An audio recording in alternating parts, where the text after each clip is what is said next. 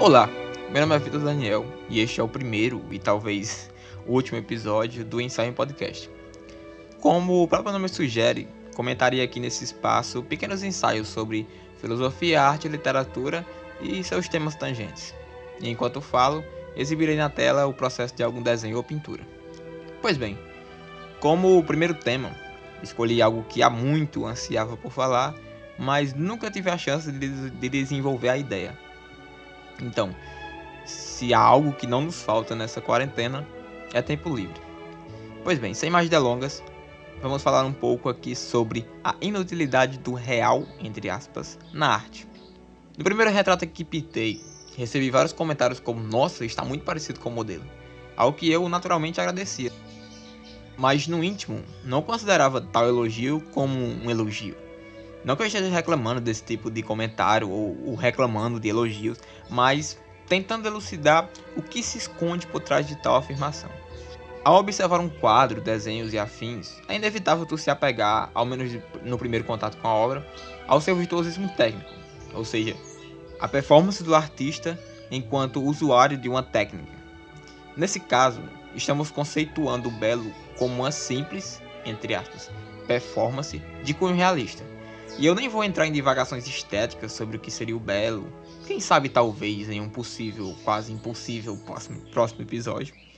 Mas meu objetivo aqui é tentar refletir sobre a validade desse julgamento e por que o fazemos muitas vezes sem pensar, né? Então, será que para uma obra de arte ser bela, basta se assemelhar ao máximo com o que percebemos através dos sentidos? Ou seja, um bom retrato é aquele que é idêntico ao retratado, ou idêntico ao modelo, seja uma pessoa, um objeto ou paisagem. Ou podemos ir mais longe ainda. O trabalho da arte é simplesmente imitar a natureza, fazer a mímese da qual falava Platão? Pois bem, antes de entrarmos na discussão propriamente, é preciso voltar um pouco no tempo, mais precisamente para o início do século XIX. Nessa época, a arte passava por uma verdadeira ruptura com a tradição artística dos séculos passados. A título de informação aqui, tentando demarcar o início dessa ruptura, a gente pode falar sobre a Grande Revolução na França, que iria mudar toda a situação em que os artistas viviam e trabalhavam. E junto a isso, a gente também pode citar a Revolução Industrial, que fez com que o trabalho manual, o artesanato, cedesse lugar à produção mecânica. Ocorreu aí um êxodo da oficina para a fábrica. Todo mundo sabe que a vida de um artista nunca foi isento de dificuldades e angústias. Até porque há um estereótipo social, do artista sendo aquele cara que passa fome, enfim. Mas uma coisa podia ser dita, a favor dos bons tempos antigos, entre aspas.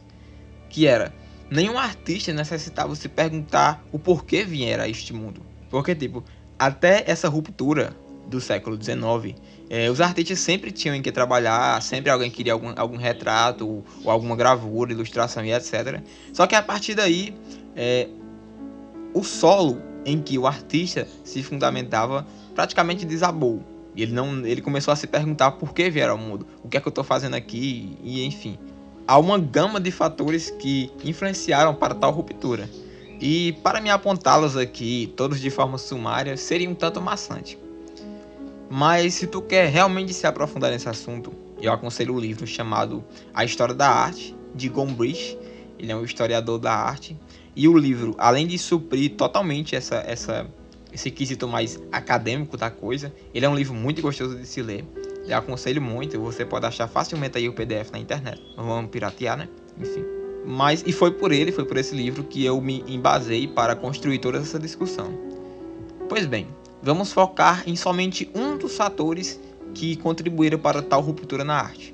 E esse fator foi a invenção da máquina fotográfica. Inicialmente, a fotografia ela foi usada principalmente para retratos. Só que eram necessárias várias exposições que demoravam muito e que as pessoas tinham que ficar sentadas para serem fotografadas e tinham que ficar eretas e quietas por um longo tempo, e isso era muito maçante e cansativo.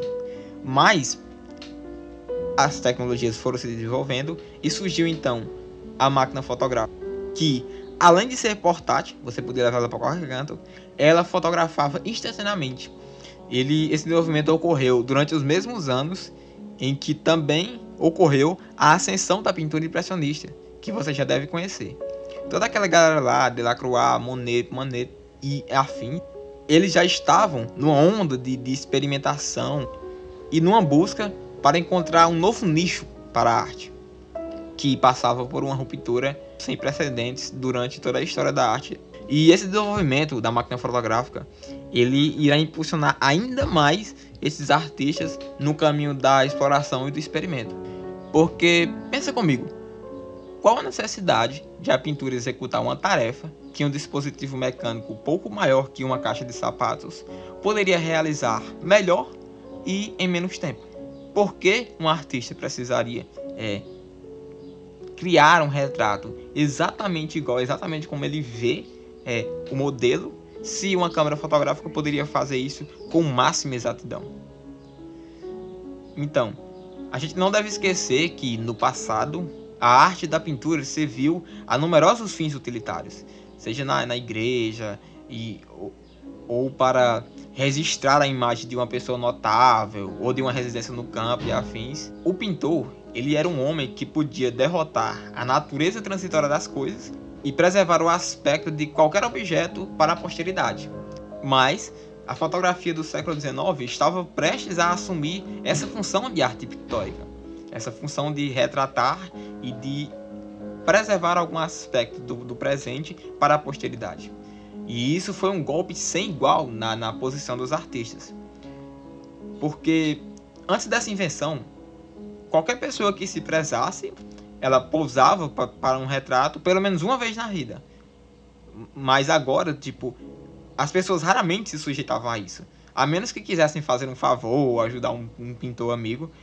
Mas por essas e por outras, os artistas eles viram-se compelidos a explorar as regiões onde a fotografia não podiam acompanhá-los. Porque se a fotografia ela já retrata um momento ou uma pessoa com máxima exatidão, por que então a pintura deve fazer a mesma? Então os artistas começaram a pensar, a gente tem que explorar outras regiões onde a fotografia não pode nos acompanhar. De fato, a arte moderna dificilmente se converteria no que foi, no que é, sem o impacto dessa invenção. E foi por isso que eu escolhi focar somente nela. Então, a partir daí, a arte se tornou um meio perfeito para se expressar a individualidade. A individualidade do artista, a individualidade dos objetos e afins. Porque hoje isso é quase evidente para nós. Mas sempre tem a pintura, a arte, ela sempre tem algo a ver como o modo que essa pessoa se vê, a si mesma, e quer que os outros a vejam. E cada um dos atos de escolha, qual tinta usar, qual tom usar, em qual ângulo retratar, todas essas escolhas, ela nos ensinam sobre a personalidade da pessoa, do pintor, do artista.